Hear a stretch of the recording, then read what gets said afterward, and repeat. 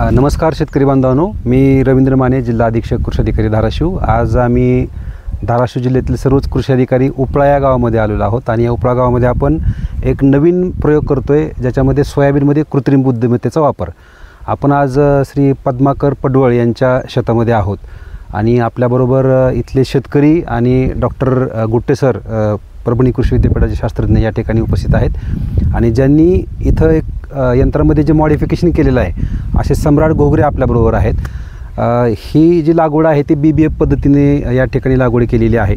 बऱ्याच शेतकऱ्यांचा BBF पद्धतीने लागवड करण्याकडे कल वाढत आहे, परंतु अजूनही काही शेतकरी BBFने लागवडीमध्ये एक ओळ वाया जाते किंवा थोडं जास्त आपल्याला पेरणीसाठी खर्च येतो वगैरे अशा तक्रारी करत असतात।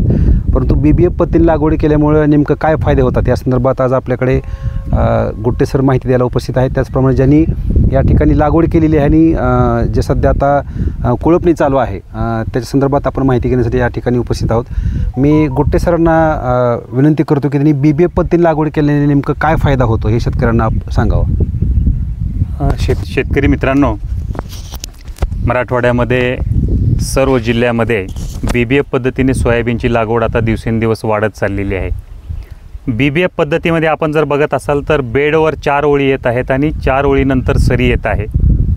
ऑगस्ट महिना, सप्टेंबर महिना दरवर्षी जास्तीचा पाऊस एखाद्या 15 दिवसामध्ये 200 मिलीमीटर 250 मिलीमीटर सारखा पाऊस पडत आहे आणि बऱ्याच ठिकाणी वापसा राहत नाही। परंतु BBF पद्धतीमध्ये या सऱ्यामधून अतिरिक्त पाणी जमिनीच्या बाहेर लवकर निघून जातं आणि दुसऱ्या दिवशी वापसा येतो।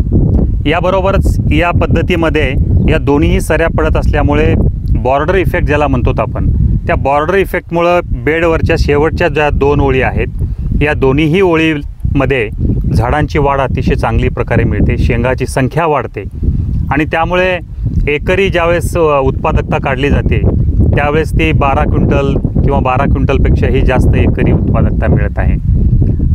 मराठवाड्यामधल्या सर्व शेतकरी बांधवांना आवाहन असणार आहे की आपण ही यावर्षी ज्यांची पेरणी राहिली आहे त्या शेतकऱ्यांनी BBF पद्धतीवर सोयाबीनची पेरणी करावी आणि येणाऱ्या पुढच्या वर्षामध्ये सुद्धा जास्तीत जास्त शेतकऱ्यांनी या सोयाबीनची पेरणी BBFवर करावी।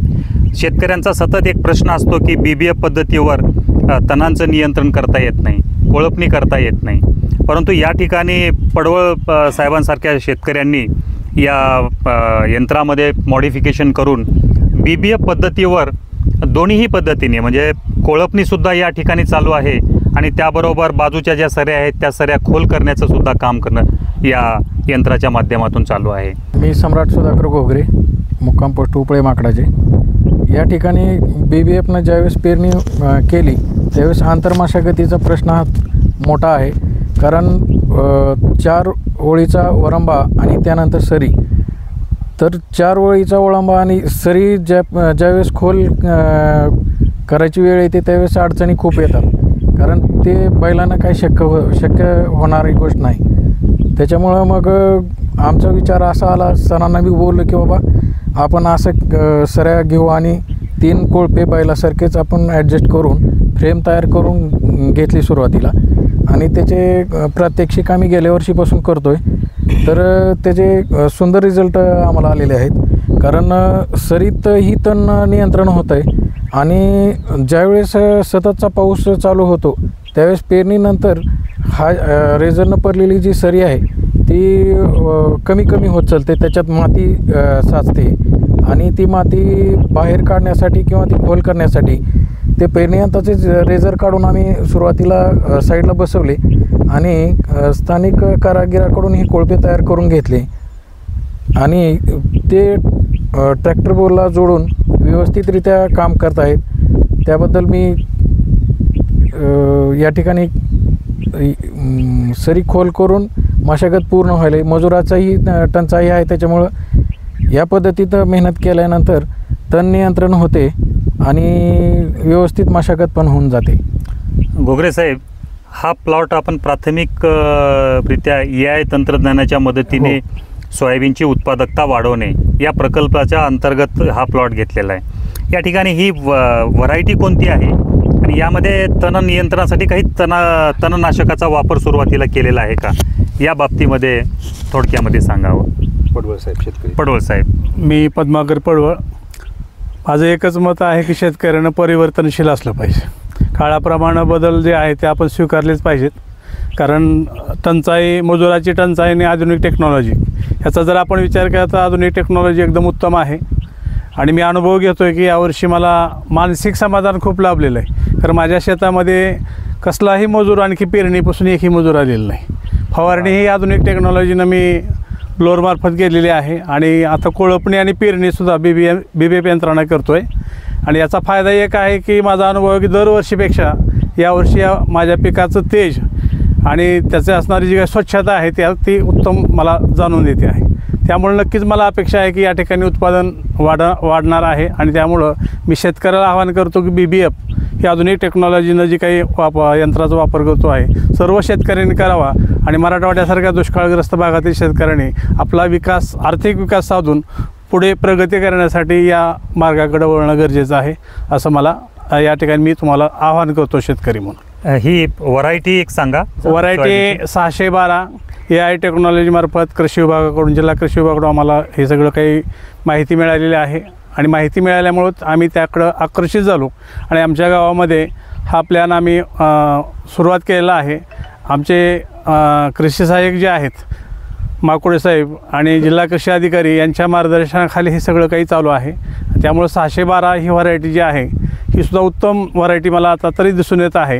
आणि त्यामुळं त्या विभागाकडून जे आम्हाला सहकार्य आत्तापर्यंत झालेलं आहे त्याबद्दल आम्ही सुद्धा समाधानी आहोत. ओके. हा कृषी विभागाचा प्रात्यक्षिकाचा प्लॉट आहे. या प्लॉटच्या आता सांगितल्याप्रमाणे जसं पाडवळ साहेबांनी सांगितलं की एकूण 20 शेतकऱ्यांना आपण हे 612 व्हरायटीचं बियाणं दिलेलं आहे.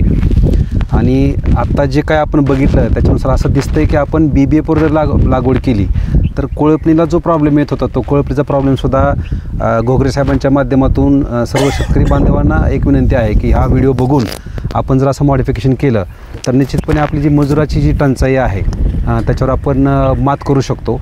आणि जे काय आता सांगितलं त्याप्रमाणे मृतसरीची जी खोली आहे ते वाढवू शकतो. कारण BBFचा मेन प्रॉब्लेम काय आहे की त्याच्यानंतर म्हणजे लागवडीनंतर त्याच्यावर अंतर्गत मशागत जास्त करता येत नाही किंवा मृतसरी खोल करता येत नाही किंवा तणनाशक मारता येत नाही.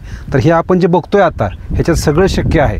त्यामुळे सर्व शेतकरी बांधवांना विनंती आहे की आपण सर्वांनी BBFवर मॅक्झिमम आपलं जे क्षेत्र आहे ते लागवड करून अशा पद्धतीने जर मॉडिफिकेशन केले तर निश्चितपणे आपल्याला भविष्यामध्ये फायदा होईल. धन्यवाद. उद्या सगळा व्हिडिओ सगळीकडे जाईल. कृषी अधिकारी तुळजापूर श्री आबासाहेब देशमुख. आज आपण जो पडवळ साहेबांच्या शेतावरती जो प्लॉट पाहिला, जो प्रात्यक्षिकच्या अनुषंगाने आपण घेतलेला आहे, त्यामध्ये जी BBF टेक्नॉलॉजी आत्ता आपण माहिती बघितली त्या माहितीच्या अनुषंगाने सगळ्यात महत्त्वाचं आव्हान करण्यात येत आहे की जे BBFच्या द्वारे पेरणी केली जात आहे ती अतिशय उत्तम आहे. कारण ह्यामध्ये प्लॅन्ट पॉप्युलेशन त्याचबरोबर सॉईल वॉटर कॉन्झर्वेशनची दोन्ही मोहीम इथे राबवली जात आहे. ज्याच्यामध्ये सगळ्यात महत्त्वाचं आहे प्रति एकर येणारं यील्ड आहे ते आपल्याला अपेक्षित उत्पादनापेक्षा जास्त येत आहे. त्यामुळे सर्व शेतकरी बांधवांना पुन्हा एकदा आव्हान करण्यात येत आहे की BBF टेक्नॉलॉजीचा वापर हा आपल्याला वाढवायचा आहे